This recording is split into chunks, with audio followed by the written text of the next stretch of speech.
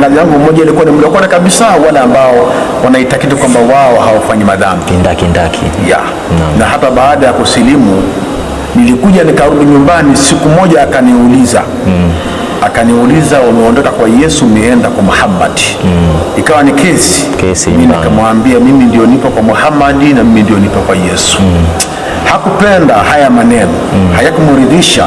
Akaniambia utakwenda jahannam. Subhanallah. Basi kwa hali kama hii nilimjibu kwa kuepusha kelele na bughdha.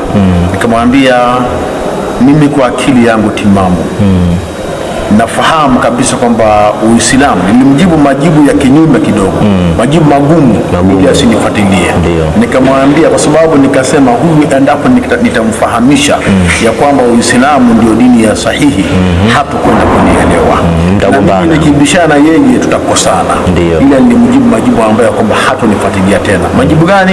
Ni haya. Nilimwambia kwamba mimi ndio nafahamu kwa akili yangu kwamba Yesu, hiyo dini yako wewe ni dini ya sawa. Na mimi nafahamu kwamba dini yangu mimi hapa imeenda jahannam kwa mujibu unavyodai wewe, si ndio? Lakini mimi kwa akili yangu nishachagua niende wapi? Jahannam. Subhanallah. Ili asinifuatilie.